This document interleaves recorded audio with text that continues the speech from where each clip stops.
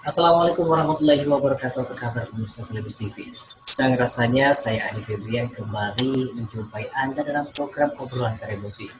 Dan pemirsa, kita ketahui sampai saat ini sudah ada 4 pasangan calon wali kota dan wakil wali kota yang insya Allah akan maju di Pilwali Makassar nanti. Lantas sedinamis apakah Pilwali Makassar mendatang? Hal itu akan kita bahas bersama dengan Bapak Holis dari Insight dan juga ada Bapak Nurmal Idrus dari Lembaga Survei Nurani Strategik dan juga ada Bapak Luhur Prianto selaku pengamat pemerintahan. Baik pemirsa, sekarang kita sudah terhubung bersama dengan Bapak Dr. Nurmal Idrus dari Lembaga Survei Nurani Strategik dan juga ada Bapak Luhur Prianto pengamat pemerintahan dan juga ada Bapak Holis dari Insight. Kita hari ini akan membahas tentang dinamisnya Pilwali Makassar. Mungkin saya pertama ke Pak Nurmal dulu deh.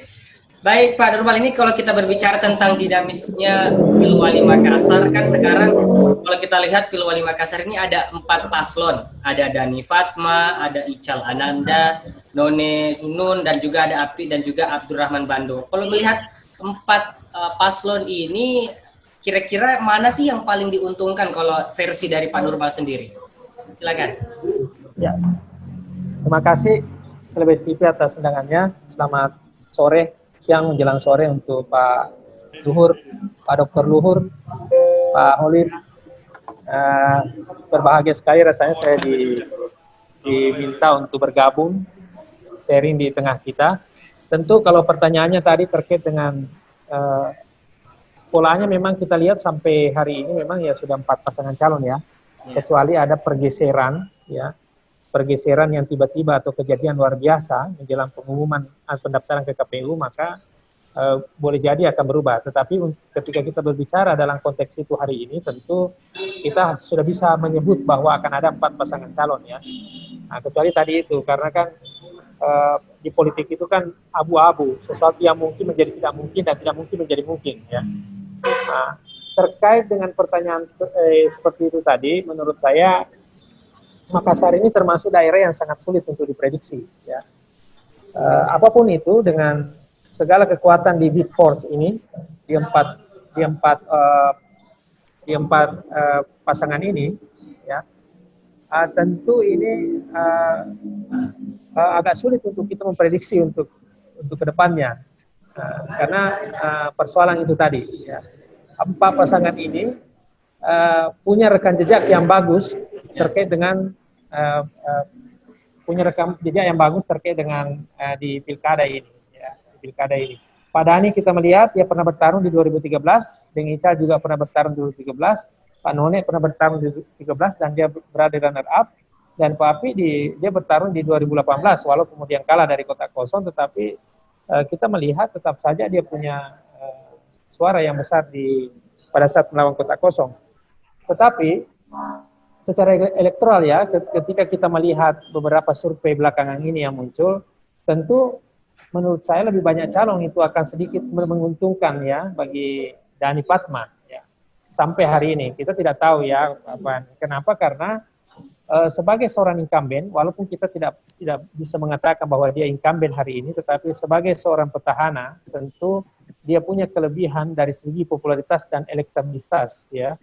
Kenapa? Karena setelah 5 tahun dia berkampanye, setelah 5 tahun dia membangun jaringan di bawah, dan saya meyakini dengan berbagai kebijakan-kebijakannya tentu dia masih punya kekuatan yang tersimpan di bawah.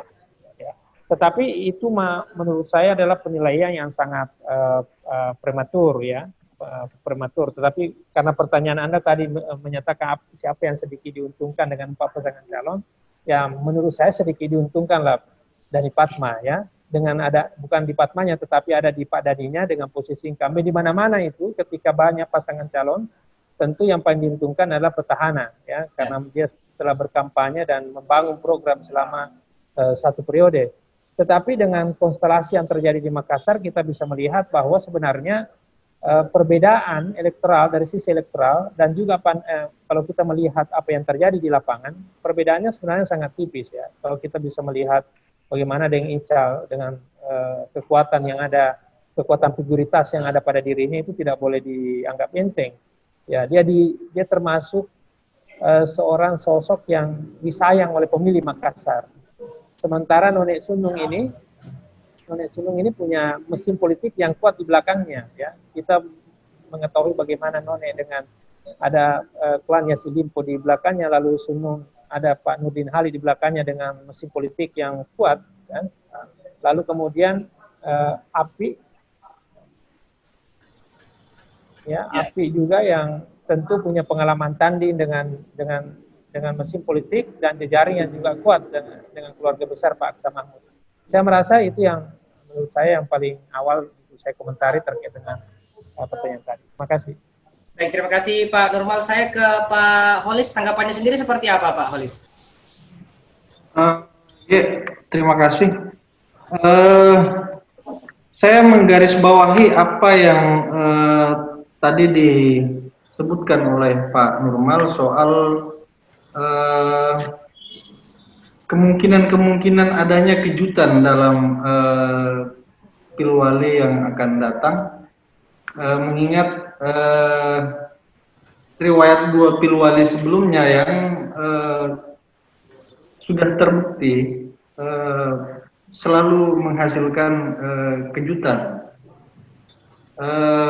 Dulu ya Dani Pomanto dan Syamsur Rizal itu tidak begitu diperhitungkan, selain karena koalisi partainya yang mungkin ya cuma diusung oleh 2 partai, juga karena hampir sebagian besar pemilih mempersepsikan bahwa Dani Pomanto dan Syamsur Rizal kemarin itu bukanlah kuda hitam yang paling potensial. Tapi faktanya Dani Pomanto dan Syamsur Rizal memenangkan pertarungan.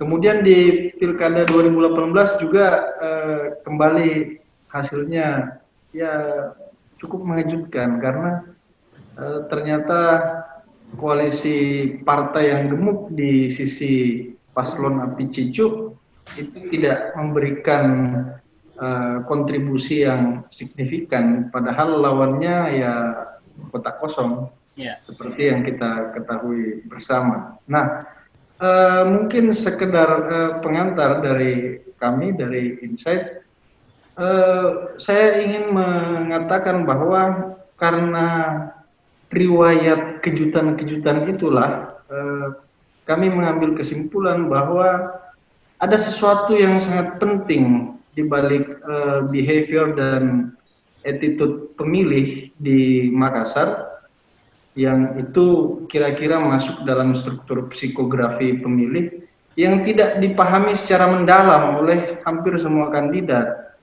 Bahkan mungkin konsultan juga dengan pendekatan survei yang konvensional itu tidak bisa sampai menjangkau sedalam itu. Itu kenapa kesimpulannya sampai hari ini ya selalu dianggap mengejutkan. Sebetulnya tidak mengejutkan kalau insight atau wawasan kita tentang pemilih itu mendalam.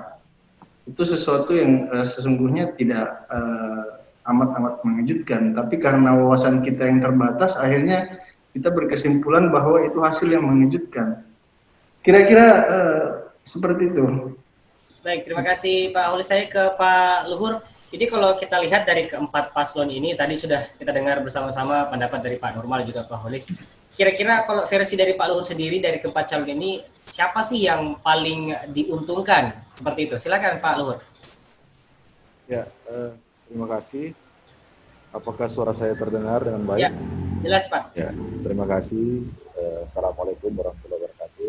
Waalaikumsalam warahmatullahi wabarakatuh. Selamat sore, salam sejahtera untuk kita semua. Dan saya hormati Pak Nurmal dan kemudian dari Said.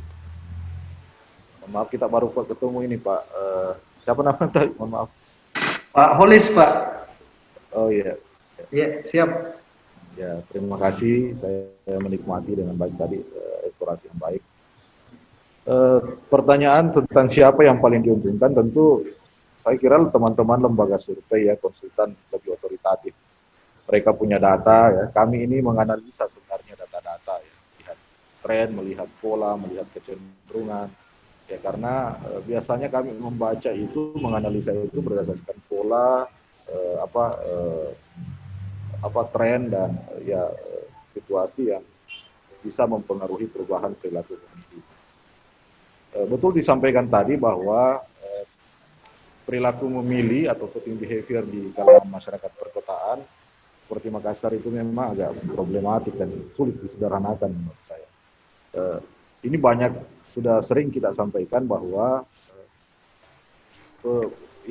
sejauh ini model penggalian model pengayaan tentang kondisi sosiografis psikografis termasuk party ID dan kemudian pendekatan-pendekatan lain dalam menggali profil pemilih, saya kira ini yang tidak banyak dilakukan karena sejauh yang saya tahu memang juga teman-teman dari lembaga riset itu, lembaga survei itu, model penggaliannya itu kan sangat konvensional, tidak banyak yang bisa melakukan tips interview yang baik, kemudian membuat pola yang mendalam.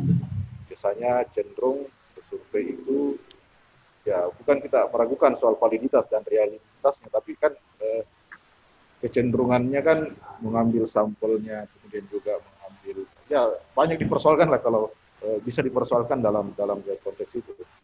Nah, sekarang kita bicara bagaimana kecenderungan dengan adanya ini masih dinamis sebenarnya menurut saya. Istilah Pak Nurman tadi itu the big vote itu masih kandidat sementara dalam ini kan proses kandidasi masih terus berjalan ini. Ya kita belum tahu bagaimana arah partai-partai yang sesungguhnya. Apalagi itu tadi karena kita selalu berbasis analisa historis, kita tidak mungkin melupakan peristiwa di 2018. Bagaimana sesuatu yang sementara, sesuatu yang sudah ditetapkan saja masih bisa dialihkan atau dijegal, atau saya sering menyebutnya dibegal itu. Dan itu potensi itu sangat mungkin terjadi karena pemain-pemainnya, aktor-aktor belakang panggung itu masih orang yang sama. Elit-elit partai politiknya juga masih orang yang sama. Makanya mungkin membuat perubahan itu bisa terjadi kalau mereka punya kalkulasi-kalkulasi elektoral yang sudah berbeda. Kalau misalnya ada kandidat yang menganggap bahwa memborong partai itu tidak menguntungkan secara elektoral atau punya kos politik yang lebih besar dibanding dengan bertanding di bilik suara secara melalui proses election gitu. Itu mungkin yang bisa membuat tetap bertahan ini, meskipun kita akan lihat beberapa hari ke depan. Saya tidak bisa memastikan apakah 4 atau 3. Yang pasti kita akan terus melihat perkembangan-perkembangan yang terjadi. Karena itu tadi sudah pasti saja kan, sudah B1 KWK masih bisa berubah sekarang ini. Sampai di last minute pendaftaran. Jadi, saya kira itu yang pertama. Terus yang kedua, ada hal mungkin yang penting juga untuk kita insight, untuk kita stressing adalah sebenarnya yang disampaikan Pak Nurman tadi ini bukan pelaku-pelaku atau aktor-aktor kandidat ini bukan orang baru betul, terutama di 4 calon kepala daerah ini. Mereka adalah pemain-pemain lama. Sebenarnya secara elektoral sudah terukur kekuatan elektoralnya. Bahkan teman-teman saya kira di lembaga survei bisa memetakan basis-basis pemilihnya sudah secara wilayah, dan saya kira itu akan bisa membantu bagaimana mengukur kekuatan elektoral yang sesungguhnya dimiliki oleh kandidat ini. Pak Dhani sebagai petahana tentu diuntungkan karena kecenderungan petahana itu kan dia unggul di soal popularitas, di soal ada ruang interaksi yang lebih lama dengan pemilih misalnya, dan itu sudah dilakukan dari 2014 sampai 2019 misalnya. Kemudian memang ada juga problem karena ada jeda masa kekuasaan yang begitu panjang dan bisa membuat perbedaan-perbedaan dalam soal citra, dalam soal akseptabilitas dan faktor-faktor elektabilitas lainnya. Yang ketiga, yang penting juga dicatat, saya mencatat sebenarnya hal yang agak ada juga kecenderungan yang sama dalam pola, terutama di pemilihan wakil kepala daerah, calon wakil yang ada di pada semua kandidat yang ada di Pilwali Kota Makassar ini. Dalam catatan saya semua ini adalah pemain baru. Yeah. Tidak ada orang lama di wakil. Artinya apa? Seandainya mungkin ada kandidat yang berpasangan dengan pemain lama, mungkin potensi elektabilitasnya mungkin lebih baik. Artinya ya potensi untuk melengkapi basis-basis elektoralnya bisa dilakukan secara terukur. Mungkin, tapi kan yang terjadi sekarang ini orang-orang yang baru di politik, beberapa malah profesional ya, bahkan ada ya yang tidak lahir, yang istilah saya itu tidak lahir dalam dinamika sosial politik ya masyarakat Kota Makassar. Ya, yang tidak membangun investasi politik, tidak membangun investasi sosial pada masyarakat Kota Makassar, sehingga ini bagaimana mengukur kekuatan elektabilitasnya orang-orang yang seperti ini. Ya meskipun di pengalaman pengalaman elektoral yang lain, kita juga melihat ya kandidat seperti ini juga kadang-kadang memenangkan kontestasi seperti di Pilgub 2018 misalnya Sulsel kemarin. Jadi ini tapi sekali lagi saya melihat alpanya kita, kekurangan kader, kekurangan tokoh ya dari lapisan politik utama itu untuk menjadi pendamping. Ini juga membuat ya salah satu pengaruhnya memang karena kaderisasi di partai yang tidak berjalan dengan baik. Ya kemudian faktor-faktor elektoral mereka tidak mampu penuhi, sehingga ya para kandidat ini cenderung mengambil tokoh-tokoh yang berasal dari ya meskipun ada tokoh politik, tapi saya lihat dia tidak mengakar dalam situasi pemilih di Kota Makassar, sehingga menurut saya ini juga yang membuat kenapa peta keempat tokoh ini belum bisa meyakinkan betul untuk peluang terpilihnya besar, karena itu tadi harusnya kan wakil itu menjadi faktor pembeda, harusnya menjadi faktor yang bisa mendongkrak secara elektoral. Tapi kan dalam situasi pasangan wakil ini yang tidak terukur, ini juga membuat ya, tingkat ketidakpastian menjadi semakin sangat tinggi. Dan saya kira, ya saya sepakat dengan yang disampaikan Bapak tadi bahwa masih sulit untuk memprediksi dalam, terutama kalau kita belum memastikan betul arah ya pilihan koalisi semua partai-partai yang punya hak untuk punya kesempatan untuk berkoalisi atau mengusung pasangan calon di Pilwali Kota Makassar ini. Saya kira itu sementara saya kembalikan ke moderator. Baik, pemirsa jangan kemana-mana dulu, sejenak kami akan kembali melanjutkan perbincangan kita, tetaplah bersama kami.